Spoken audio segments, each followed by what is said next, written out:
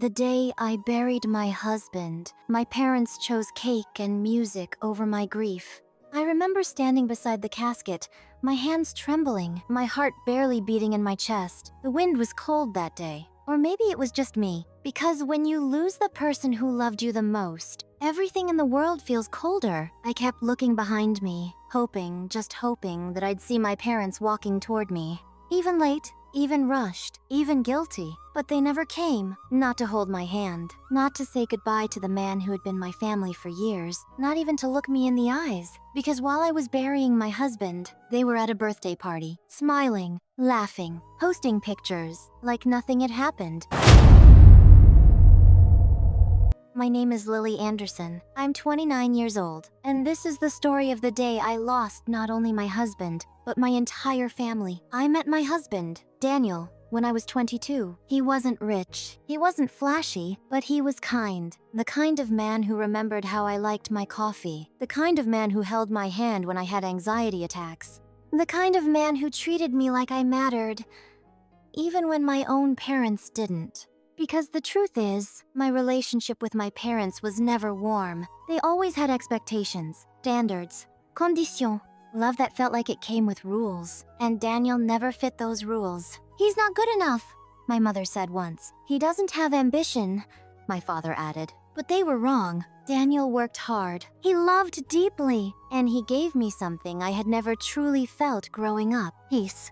We built our life slowly. Small apartment, used furniture, late night takeout dinners, but it was ours, and we were happy. Then everything changed. It started with the diagnosis, a sudden illness, aggressive, fast. Within months, the man who used to laugh in our kitchen was lying in a hospital bed, weak, pale, fighting for every breath. I stayed with him every single day. I slept in a chair beside his bed. I fed him when he couldn't lift his hands. I whispered to him when he was too tired to speak. And through all of it, my parents stayed distant, cold, uninvolved. "Let us know if it gets worse," my mother said over the phone, as if it wasn't already the worst thing happening in my life. The night Daniel passed away, I was holding his hand. He looked at me, his eyes soft, tired, but still full of love. "Lily," he whispered, "I'm sorry." Tears ran down my face as I shook my head. "No, don't be sorry. You gave me everything." He smiled weakly. "Don't let them break you, okay?" I knew exactly who he meant. My parents. And then his hand went still. The world didn't stop, but mine did. The days that followed were a blur. Paperwork, hospital calls, funeral arrangements. I did everything alone, because when I told my parents the date of the funeral, my mother hesitated. There was silence on the phone. Then she said something I will never forget. "Oh, that's the same day as your cousin's birthday party." I thought I heard her wrong. What? "It's a big celebration, Lily. Everyone will be there. We already confirmed." I couldn't breathe for a second. "My husband's funeral. And you're talking about a party?" My father's voice came in from the background. "Funerals are sad. Your cousin's birthday is important too. Important." That was the moment something inside me broke, quietly, completely. The day of the funeral came. Gray sky, soft rain. A small group of Daniel's friends stood with me, but the two people who raised me weren't there. During the service, I kept checking my phone. No message, no calls, nothing. Until later that evening, when I saw the photos, my parents, dressed up, smiling, standing beside a decorated cake, holding balloons, laughing, while I was still wearing black, still smelling like the cemetery, still trying to understand how to live without the man I loved. That night, I sat alone in our apartment, his jacket still hanging by the door, his mug still in the sink, his pillow still smelling like him. And I made a decision. I was done begging for love that came with conditions. I was done chasing people who chose convenience over me. I was done being the daughter who always forgave. Because that day, I didn't just lose my husband, I lost my family too. And they had no idea that 6 months later, they would come to my door, not to comfort me, but to beg me. The morning after the funeral, I woke up in silence. Not the peaceful kind, the heavy kind. The kind that reminds you someone is missing from the room, from your life, from your future. I sat up slowly, staring at the empty side of the bed. For a moment, my body expected to see Daniel there, his messy hair, his soft smile, his sleepy voice asking if I wanted coffee, but there was nothing, just an empty pillow. I didn't cry that morning, not because I wasn't hurting, but because something inside me had shifted the night before. When I saw those photos, my parents laughing, celebrating, while I buried my husband, that image didn't just hurt me, it changed me. I picked up my phone and opened my contacts. My thumb hovered over my mother's name, then my father's. I thought about calling, asking them why, asking them how they could do something like that. But then I remembered something Daniel had said in the hospital. Don't let them break you. So instead of calling them, I blocked them. Both of them. No goodbye message, no explanation, no second chances, just silence. The same silence they gave me when I needed them most. The first few days were the hardest. Grief doesn't hit all at once. It comes in waves. A smell, a memory, and suddenly you're drowning again. I found one of Daniel's old hoodies in the closet. I pressed it to my face and breathed in, and that's when I broke. Sitting on the floor, crying until my chest hurt, until my voice was gone, until I had nothing left. But grief, strange as it is, also teaches you something. It shows you what really mattered, and who really showed up. Daniel's best friend, Marcus, came by every few days. He didn't say much. He didn't try to fix anything. He just sat with me, brought groceries, helped with paperwork, checked in without asking questions. That quiet support meant more to me than anything my parents had ever offered. I slowly started putting my life back together. One small step at a time. I handled the legal documents, closed Daniel's accounts, took care of the apartment lease, organized his belongings. Every item felt like a memory. Every memory felt like a goodbye. A month later, I made the hardest decision of all. I packed my bags, and I moved. I couldn't stay in that apartment. Every corner reminded me of him. The couch we bought together, the kitchen we cooked in, the doorway where he used to hug me every morning. I needed a new place, a new start, a space that wasn't filled with ghosts. I rented a small studio across the city. Nothing fancy,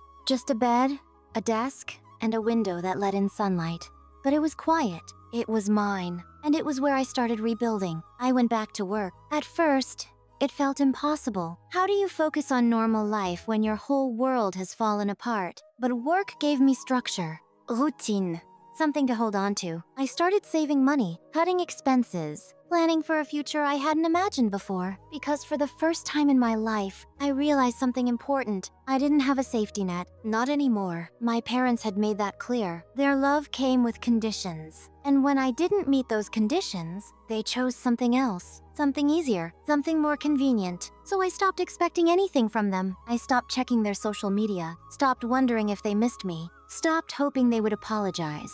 Because hope, when it's tied to people who don't value you, only keeps you stuck. 3 months passed, then 4, then 5. No contact, no message, no apologies, nothing. Until one evening, when I received a call from an unknown number. I almost didn't answer, but something in me hesitated, so I picked up. Hello?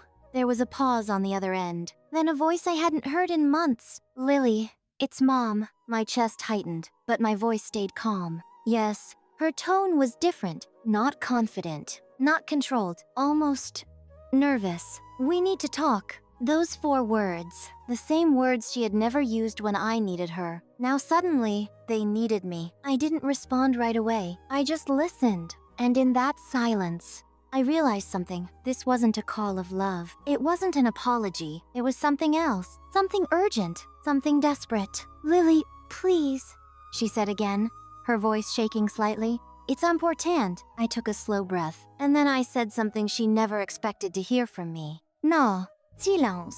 Complete silence on the line. Because for the first time in my life, I wasn't the daughter waiting for their approval. I wasn't the girl chasing their attention. I wasn't the person they could ignore until it was convenient. I was someone who had survived loss. Someone who had rebuilt herself from nothing.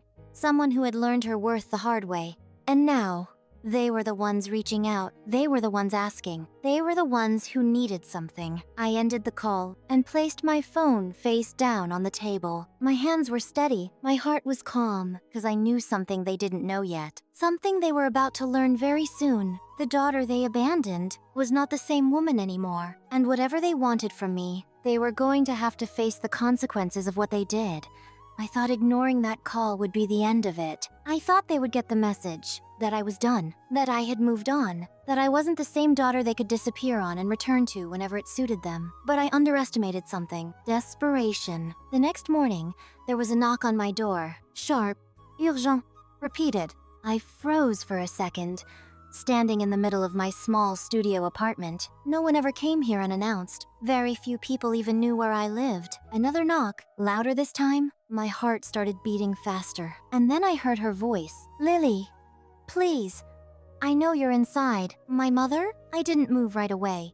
I just stood there, staring at the door, feeling a mix of anger, disbelief, and something deeper. A quiet sadness. Because the first time my parents showed up at my door after months of silence wasn't to comfort me, wasn't to apologize, wasn't to ask if I was okay. It was because they needed something. I walked to the door slowly, opened it halfway, and there they were, both of them, standing in the hallway, looking different. My father looked older, tired. The confident, controlled man I had known my whole life seemed smaller somehow. My mother's eyes were red, like she hadn't slept. For a moment, none of us spoke. We just looked at each other, like strangers connected by a past that didn't feel real anymore. Finally, my mother stepped forward slightly. Lily, please, can we come in? I hesitated. Every part of me wanted to close the door, to protect the peace I had built, to keep them out of my space, my life, my healing. But another part of me needed to know, why now? Why, after everything? I stepped aside silently. They walked in, looking around at my small apartment, my new life, my independence. I saw the way their eyes moved, taking it in, realizing, maybe for the first time, that I didn't need them. We sat down, me on one side of the small table, them on the other. The distance between us felt bigger than the room itself. My father cleared his throat. Lily, we know you're upset. I almost laughed. Upset? That's what he called it? My voice was calm, colder than I expected. You skipped my husband's funeral. Silence. My mother looked down. My father shifted in his seat, but I didn't stop. You chose a birthday party over the worst day of my life. You didn't call. You didn't come. You didn't even send a message. My chest tightened, but my voice stayed steady. And now you're here. I leaned back slightly. So tell me why. Another silence, longer this time, heavier, until finally my mother spoke, and what she said changed everything. We're in trouble, Lily. Those words hung in the air, simple, but loaded. I didn't react, I just waited. My father took a deep breath. The house, we might lose it. I blinked. What? He continued, voice strained. There's been some financial issues, investments that didn't go as planned. We took out loans to cover them. We thought we could fix it quickly, but you couldn't. I finished. He nodded slowly. My mother leaned forward, her voice soft, pleading. We didn't want to involve you. We thought we could handle it. But now, we're running out of time. I stared at them, trying to process what I was hearing. The people who had always acted superior, who judged my choices, who told me Daniel wasn't good enough, who couldn't even show up when I buried him, who were now sitting in my apartment, telling me they were about to lose everything. And then came the part they had been building up to, the real reason they were there. My father looked me straight in the eyes. You received Daniel's life insurance, didn't you? The room went quiet. My heartbeat slowed. Every emotion inside me sharpened into something clear. This was why they came. Not love, not regret, not guilt, money. I didn't answer right away. I just held his gaze, let the silence stretch. Let him feel it. My mother's voice trembled. We're not asking for all of it. Just a loan. We'll pay you back. We promise. A promise. From the same people who promised to be there for me, and weren't. I stood up slowly, walked to the window, looked out at the city, took a breath, and then I turned back to them. For the first time since they arrived, I smiled, but it wasn't a warm smile. It was calm, controlled. Final. You skipped my husband's funeral for a party, I said quietly. My mother started crying. My father looked down. And now, you want me to save you. I paused, let the words settle. They thought I would react with anger, with shouting, with emotion, but what they didn't expect was what came next. Because the woman standing in front of them was not the daughter they left alone in a cemetery. I had changed, I had grown, and I had learned something they were about to understand the hard way. Action! We have consequences. I stood there, looking at them. The same two people who had once made every decision in my life, now sitting across from me, waiting for my answer. The balance had shifted, and for the first time, they felt it. My mother wiped her tears, her voice trembling. Lily, please, we're your parents. We made a mistake, but we're still family. Family. That word used to mean everything to me. Now, it sounded empty. I walked back to the table slowly and sat down. I folded my hands together calmly. No shaking, no hesitation. Let me ask you something, I said quietly. They both looked at me. When Daniel was in the hospital, how many times did you visit him? Silence. My father shifted in his chair. My mother looked down. I continued. When he died, how many times did you call me that week? No answer. And on the day of his funeral, my voice stayed steady. Where were you? My mother began crying again. My father closed his eyes. I didn't come here to talk about the past, he said finally, trying to regain control. We're talking about the situation we're in now. I nodded slowly. Yes, we are. I leaned forward slightly. And the situation you're in now is the result of your own choices. Those words landed hard because for the first time, someone was holding them accountable. My mother reached across the table, her hand shaking. Lily, we know we hurt you. We regret it. But please, we're about to lose everything. The bank will take the house. We have nowhere to go. I looked at her hand, but I didn't take it. For a moment, I felt that old version of myself, the daughter who wanted their approval, who wanted their love, who would have done anything to keep the peace. But then I remembered standing alone beside Daniel's grave. I remembered checking my phone, hoping they would call. I remembered seeing their smiling photos while I was breaking inside, and that version of me was gone. I stood up and walked to the shelf behind me, opened a small drawer, and pulled out an envelope. I placed it on the table in front of them. My father frowned slightly. What's this? I slid it toward him. Open it. He hesitated, then slowly opened the envelope, pulled out the papers inside, and started reading. I watched his face carefully, because this moment, this exact moment, was something I had prepared for. His expression changed. Confusion, then surprise, then shock. My mother leaned closer. What is it? He swallowed. His voice came out dry. It's legal documents. I nodded calmly. Yes, they are. I spoke clearly, measured, controlled. After Daniel passed away, I didn't just grieve. I planned. He let that sink in. I created a legal trust. I secured my finances. I made sure no one could take advantage of me ever again. My father looked back at the papers, then at me. What does this have to do with us? I met his eyes. Everything inside me, calm and steady. Those papers, I said, are a legal record of every financial interaction you've ever had with me. My mother looked confused. What do you mean? I took a breath, and then I told them the truth they weren't ready for. All the times you borrowed money from me over the years. For tuition, for your business, for temporary help. I kept records. My father's face went still. My mother's crying stopped. I have every transfer, every bank statement, every message where you promised to pay me back. I tapped the papers. All documented, all verified. The room fell completely silent. And according to these records, I continued calmly, you already owe me more than enough to cover the help you're asking for now. My father stared at me like he didn't recognize me, because the daughter who used to trust them blindly would never have done this, but I wasn't that person anymore. So no, I said quietly. I'm not giving you money. My mother gasped softly. My father's jaw tightened. But I will give you something else. They both looked at me. Hope, fear, desperation, all mixed together. I slid another paper across the table. A repayment plan. My father blinked. What? If you want my help, I said. We do it the right way. No more lies. No more control. No more taking advantage of me. I leaned forward slightly, my voice calm, but final. You sign this agreement. You acknowledge the money you already owe me, and you start paying it back. I paused, let the weight of it settle. Because I'm not your safety net anymore. Silence filled the room, heavy, unavoidable. For the first time in their lives, my parents were facing consequences, real ones, and they finally understood something they had never believed before. They no longer had power over me. The room was silent, the kind of silence that presses on your chest, that forces you to face the truth you've been avoiding.